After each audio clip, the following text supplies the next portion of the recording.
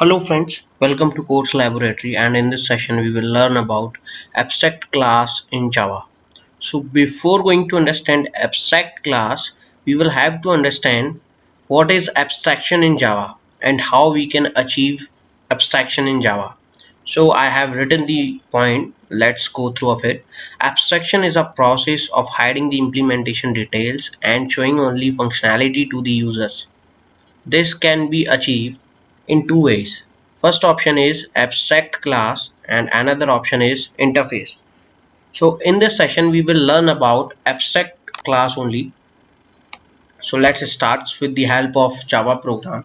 Okay, so as you can see, if you wanted to create a abstract class, you need to write this abstract keyword before your class keyword.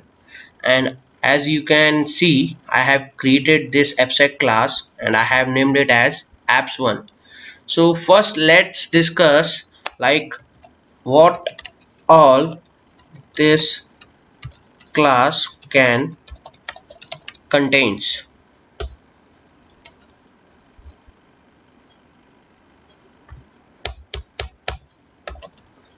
So as you can see, our abstract class can contain constructor. It can also contains static block.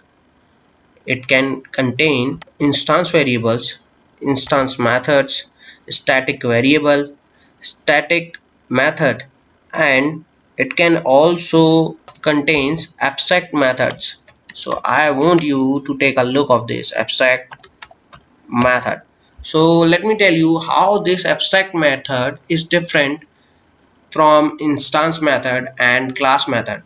So as you can see, all these methods, static method is having body in which we haven't mentioned anything, and same as it is, you can see instance method is also having the body which we have kept empty. Okay, so as you can see, abstract method is not having any body.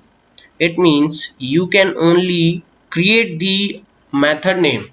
You will not be able to create any body with this method, and in this way we can achieve the abstractions. So you must be having one question like how we are going to use this. So we wanted to achieve the abstractions, and as you can understand from the definitions, abstractions means the process of hiding the implementation. It means if you are having some abstract method, you will not provide any body, any implementation to that method. Once you will extend this class, then only you will implement this method. So as you know, we are having two ways to use the functions of any class into another class. As you can see, I have created another class abstract1, and I just wanted to use these methods in our abstract1 class. So what we will do, we will try to create the object of this class, abstract class, and we will try to call these methods.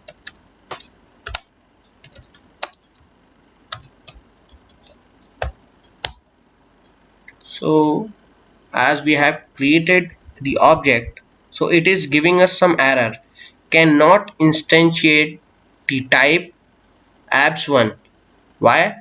Because guys, this is one rule which has been implemented by Java people, like you cannot create the abstract class object. Let me write it here. You cannot create abstract class object.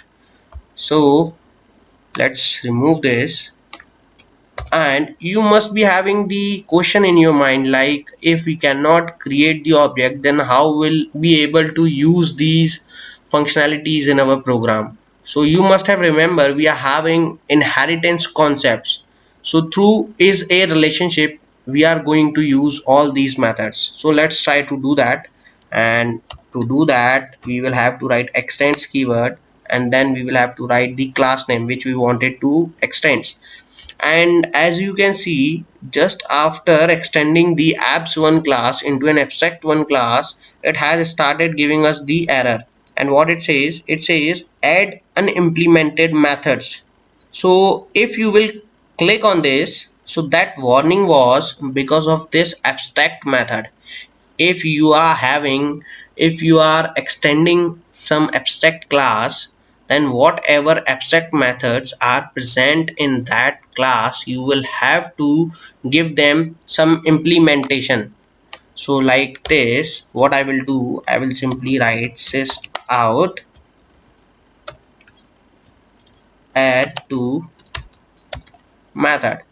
So now if you wanted to use these things, what you will have to do, you can simply create the object of your abstract1 class, as we have extended all the properties of our abstract class into abstract1 class, and we name it object new. Okay, let's try to call each and everything. So first let's try to call this function object dot add 2, and let's try to execute our code. So yes, as you can see, we are successfully able to call this function. So you must have got some idea about the abstract class, and this example was mainly to make you understand like what all the things abstract class can contain. So it can contains all the things which a simple class can contain, but it can also contain abstract method. So if you will try to add or try to create the abstract method in a normal class, you won't be able to do that, and so that you will have to create the abstract class to have the abstract methods. Okay, so this was all just to understand you, make you understand like what you can keep in abstract method, sorry, in abstract class, or what you can't. So let's go to the abstract2 example so that we will able to understand more about this abstract methods and abstract class. Okay, so here you have some idea, like I have some idea, I wanted to open one bank, and the functionalities which will be provided by that bank will be two functionalities only. First will be a person or a user can deposit their money for long term, like 1 year, 2 year, 3 year, 4 year, and so on. And the another functionality will be a person can apply for loan.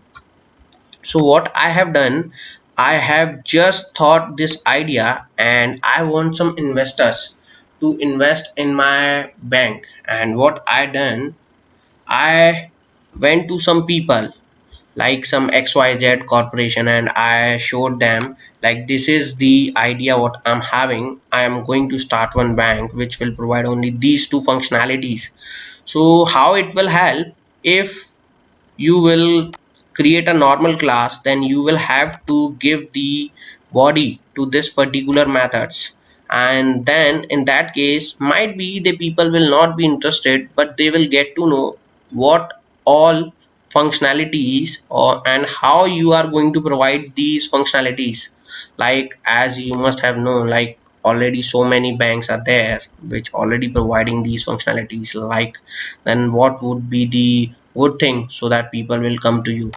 So I don't think so, like at the time of asking someone to invest in your idea or just to present your idea, you need to tell them like whether what would be the procedure you will be following.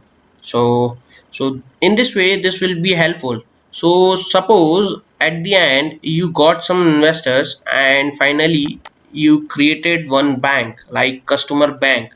So as you already know, like we can extend the abstract class to use their functionality. Then what we will do, we will simply create one class and we will abstract our bank class in that. As you can see, it is giving me error and it is asking me to implement unimplemented methods, and we will do that. So what I have presented there, we will give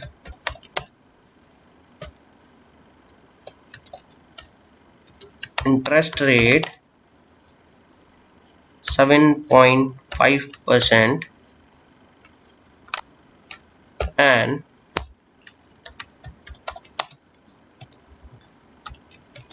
loan interest rate will be, the loan interest rate will be 8.75 percentage. Okay, so now we have implemented the idea of our bank, and now if we wanted to use this functionality, we have created another class, and in this class first we will create main method. Public static should be there, and void, and this main should be like this.